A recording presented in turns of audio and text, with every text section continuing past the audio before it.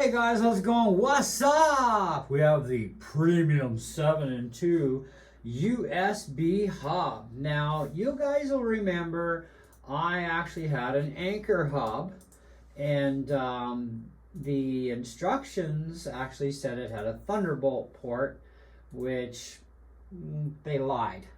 And so, yeah, we tested it and just not happening. This one's by a company called Purgo. Now, my wife bought me this as a birthday present, which is awesome. And it was about $25 more than the Anchor, and it claims to have Thunderbolt as well for Thunderbolt 3 40 gigabits. But, well, let's see what it can really do, okay? Let's see if they're also full of it or if it's some sort of other dealio. Anyway, so we've got the little box here, and we pop it out and up here. Okay, now they also give you a carry case. Isn't that kind of cool, right? Nice. Get a little carry case with that. Pretty sweet. So you can just open this thing up and pop it inside, and away you go. Portable. There we go. That's kind of neat. Hey, that's a lot better than Anchor. Probably paid the extra 25 bucks just for the case, but I guess we'll see. So this is for the MacBook Pro, MacBook Air. Fits a lot of the Intel MacBooks as well, of course, as the M1s. And so we just pop it in the side. Now, of course, with this thing too, just to get it out of here for a moment, the ports on this are actually your power delivery port, which is also supposed to be your Thunderbolt port, apparently. That means you can't charge your laptop at the same time. 2 USB 3s. We have another USB 3 Type-C, 2 card reader sizes, as well as HDMI. And I don't have a long enough cable, so we're not testing HDMI today. But anyways, so this matches my MacBook. Now the Anchor hub I took back because, well, they lied. And every port was stuck at 5 gigabits too, which also really sucked. So it goes in, it's gonna power up your laptop while you're going. Now this does not supply power to the hub. The only way you're getting power to the hub is through the port, and that's it. So the secondary port actually feeds the hub. So, but anyway, let's see what we've got here. Now, the first drive we're going to test out, this is actually a USB 3.2 Gen 2x2 case, and it's got a pretty fast drive sitting in there, okay? So we want to go with the Type-C first and check it out and see what she does. So we're going to put that into the regular Type-C port, and voila, ba-dum-bum. Disk speed test. 1 gigabyte load. We're not going to stress it too. Or actually, you know what? Let's go to the 5. Let's be really nasty to it. Select drive. Macintosh HD. Yep, there we go. And let's hit it.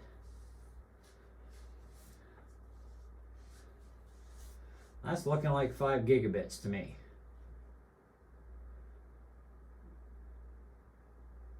Now, if this was like a 10 gigabit port, we would be seeing the usual, you know, pretty much 900 megabits per second read-write is what it would read at for disk speed test. But on a PC version program, they always read around 1,000 read-write, especially with the drive that's sitting in there.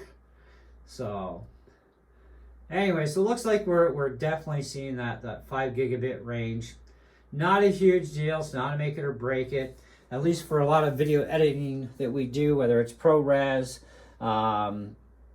H.265, Blackmagic RAW, we can easily have access points to 4320p at 25 frames per second, 2160p 60, etc. Going up the list. It's going to work for external video editing, okay? That's the bottom line, and it's going to work just fine. So we're not too concerned about that. Now we're going to quit out of here, and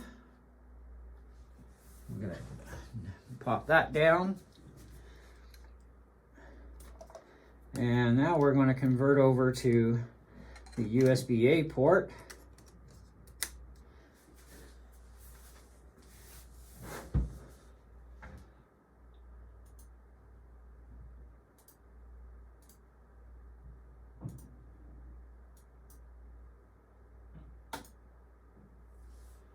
And it looks like we're going to get about the same speeds.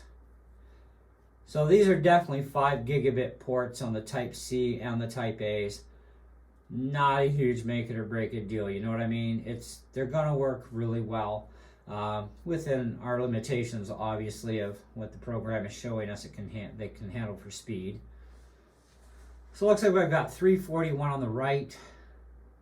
Now this changes. If you let the test run a number of times, you will see variations plus or minus either way, which is pretty common.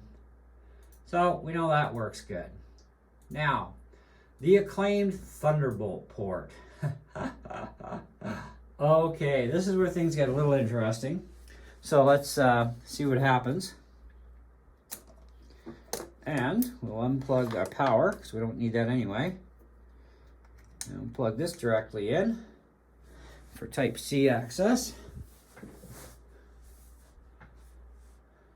Now, to do this, you have to run on battery power. By the way, you cannot charge the laptop from the other Type C port while using this one. That port is for data only. That's all the port is for. So you're kind of stuck on this one here. All right, let's see what this one does here. Target drive. There, and boom. Now this is going to be a pretty on average speed that we can expect to see. I do have another drive here we can test as well, because some controllers may vary a little bit in cases, but we are seeing 822.7 and 7 and change on that one. We're going to see a little variable here, which, like I said, this is common. 711.2.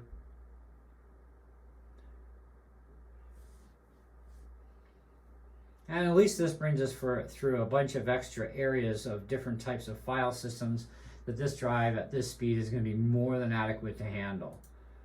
Okay, so that tells us right there, at least with USB 3, I mean, that's the kind of speeds we can actually expect. So I'm going to actually disconnect one of my Thunderbolt drives from my Mac Mini. Now these are Thunderbolt 4, USB 4, Thunderbolt 3 compatible cases, and they run 2757 consistent read-write speeds on my Mac Mini's Thunderbolt 3 port. So we'll see how things run here. So I just gotta switch over. And now I'm gonna be honest with you guys, I already tested this thing out, so I already know exactly what's happening with this thing. But you got to show you guys and do a little unboxing and type of thing. So plug that Thunder drive in. We do get power to the drive, so we definitely have that happening here. It's putting power to the drive, but here's the problem: it will not mount, period. Okay, it's not from lack of power. It's got the power, but for some reason they're either lying about being the Thunderbolt 3 compatibility at 40 gigabits, or they're referring that to being for display purpose, because as you can see, it still won't come up. It's not going to happen, right? So let's unplug this, because some people go, well, maybe you just have a problem with your drive. Just took it off a working system. Okay, let's get real here. So plug it direct into the MacBook. And oh, look at that. It mounted. So what kind of speeds can we expect to see? Man, we just got something funky going on here with my computer. Okay. Oh, maybe that's a stupid window thing. Yeah, that's what that is. Duh. That is a little annoying. Okay, select target. Would you look at that rock out?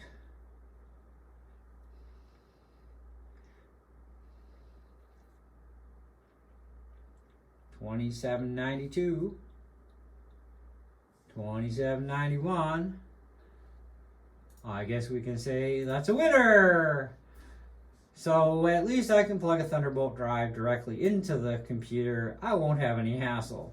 But this hub, I would suspect that 40 gigabit per transfer thing, that's another one of those freaking lies, okay? Because they should say not for data, but for this, okay? They don't even give you that. So that's kind of a little upsetting that lies as well, because even the read-up on the website says the same thing, right? And it's like, okay, well, but, all right, so now you can actually have a couple of devices attached to this at the same time. I'm wondering, what about the depth of that plug? Yeah, that clicks in just fine. Wondering maybe a plug depth? Nah, can't be. I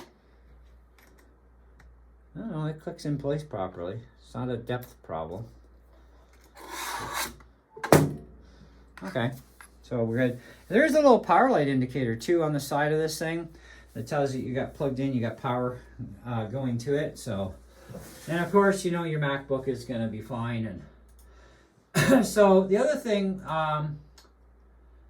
was, I thought, all right, well, what about Type C? Or the only thing I haven't tried is a Type A conversion. So let's try that Type A conversion and see if it can, because it won't go Type C, but maybe we'll go Type A. Maybe we'll try that and see if that works. So it's putting power to the drive. So that's not a problem. We do have power.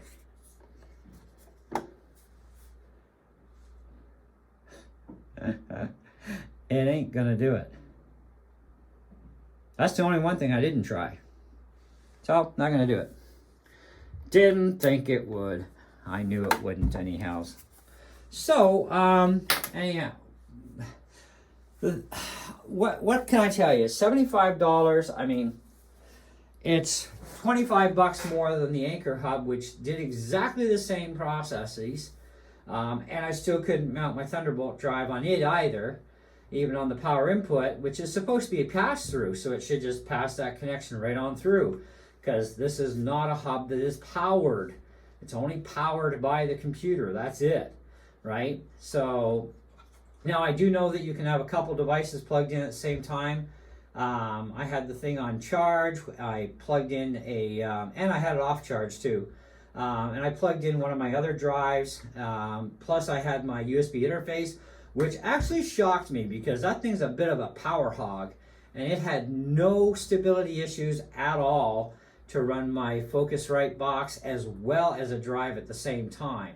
That actually kind of really impressed me. So that was good. I'll give it a kudos for that. Good power delivery system there. And it does match the laptop, which is what I wanted in the end. I did want gold. And at least the HDMI port on this thing is out the back end instead of out the side like my other one was. This is out the back, so I kind of really appreciate that. So that was good. So it does have some benefits. I don't know how long this thing's going to last, a month, a week, a year. Well, we'll have to figure that out. I mean, if it blows up within the next 6 months to a year, we'll definitely let you know. But to keep going up and up in ante on price, I even looked at Sabrent ones, which were virtually identical port systems. They also say the same crap, and of course they lie. And they're like $122. And it's like, why pay that kind of money for Sabrent when you can get this for $74? Or you can pick up an Anchor Hub for $50, and they're all going to do the same BS, right? And you're going to get the same BS lies, which is the cheeser. The only nice thing about this one, other than it does match my laptop, absolutely perfect for color and for what I wanted, except I didn't get my Thunderbolt access. I'll probably get my Thunderbolt for DisplayPort, because DisplayPort has to run Thunderbolt, right? Or Type C. And this thing does claim that it can handle HDMI, 40 gigabit Thunderbolt 3 USB-C is data only, which they do tell you, 2x USB 3.0, micro SD card readers, Crystal clear 4K resolution equipped with HDMI and Thunderbolt 3 ports, which is going to be only one port that's going to be accessible for Thunderbolt 3. And that means you got to unplug the laptop from power to do that, because the Type-C is data only. But this, what gets me is this 40 gigabit Thunderbolt 3. I mean, my Mac is Thunderbolt 3. That's a Thunderbolt 4 case that's backwards compatible to Thunderbolt 3 and USB 4, but why won't it mount the drive? Don't know. Wouldn't mount the drive on the Anchor either, so at least I don't think it did actually, come to think of it. I'll have to recheck my video because I don't think it mounted on the Anchor either. I would say that, you know, I'm not disappointed, but I'm also not completely thrilled that we do not seem to get that 40 gigabit per second, because, you know, you don't need 40 gigabits per second to get a video picture going, right? That's the thing. That should be for data, but it doesn't get that far in depth other than 40 gigabits, Thunderbolt 3, USB-C data only. Well, if that's true, then why can't I put my Thunderbolt drive on here? Supports 100 watt power delivery to charge a 13, 15, 16 MacBook Pros full speed while having all data ports in use, and delivering up to 4.5 watts, 5 volts, 900 milliamp of power to the USB 3.0 port. So yeah, it does actually seriously crank out some juice, which even the Anchor I could fill up. Wow, I was able to fill up everything I had that I could plug into it, and it was fine. I think that if you are looking for a color match and you would prefer that HDMI port to be at the back end, then I'm going to say yes, this is all day long worth $75, because it's a nice match. I did not really care that much for the Anchor and the color, but if the Anchor would have had authentic Thunderbolt on there for my drive, then I would have kept it and forgot about this altogether and put up with the color difference, right? Besides, there's always spray paint if you really want to get that anal about it. But I thought, you know what, the Thunder, they kind of really lied, right? This is no different. It's still the same 5 gigabits on all the ports, except for when you plug into the actual power delivery system, which will allow you to get at least up to 20 gigabits, or no, 10 gigabits, sorry, which is your 1,000 megabits per second, read and write. So it at least will do that, okay, on that particular power delivery port when you plug a drive in. So at least that runs twice as fast as all the other ports. But still, it kind of annoys me. I'm sure it's going to annoy you. And really, how much money do we have to spend just to get access to even being able to unplug from power and getting a Thunderbolt drive up and running? I have no idea. And I'm not going to keep going out guinea pig. This thing is going to do me. Besides, it's not a high-end Mac for any kind of high-end uses. You know what I mean? I want this for other experiments and whatnot. And I tried the interface. And like I said, my USB interface, surprisingly enough, it worked absolutely perfectly stable, even with another drive connected. It can do that. I'm happy, because USB interfaces usually don't like hubs, you know, and it does power delivery more than enough to that Type A port for my USB interface. So I guess we're good to go on that one.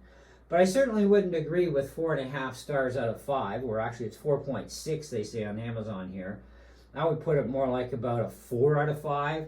Still, recommend you buy it if you want color match. There's not many choices of this style of hub for plug-in to your computer.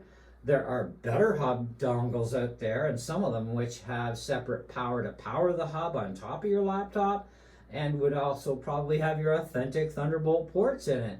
But then again, you're talking different money values, right? And different hassles to deal with. And you kind of got to decide what you really want and need. And I think that, you know, as long as you can do your Type A stuff, your card reader stuff, you know, and you're charging your laptop, you got access to Type-C at least, even though it's going to be 5 gigabit, it's going to work. If you need 10 gigabit, just unplug your charger and plug your drive into that port instead. And it does allow you the external capability to 2 displays, apparently, between that port and the HDMI combined. That we're going to have to test at a later date, because, yeah, it should be interesting to see if that actually works that well, because that would be a first, because generally the MacBook Air only supports one display if I remember correctly. I could be wrong, don't quote me. But yeah, we're going to do some more testing on that sort of thing. But otherwise, whether that works or not doesn't matter to me. You know, so I would say, yeah, I'm okay with it. $75, it's a little much, and that came from the States, but it was priced as $74.68 Canadian, you know, and that included our import fees and all that other jazz. You're not going to get free shipping, by the way, on this, even though it's over $35. It is coming from the States, and at least it is refundable or returnable until January 31st, 2024. So extended Christmas time, you know what I mean? So take it as you will. I will add the link in the video description below if you're interested in this thing. I'm going to keep it because I'm not going to keep fighting with hubs and, you know, that sort of thing. If I want a Thunderbolt drive on there bad enough, I just unplug the thing, plug in my drive, and away I go. I'm fine, you know. So anyhow, that's it. That's all. Thanks for watching. Hope you enjoyed the video. We'll see you on the next one. Bye.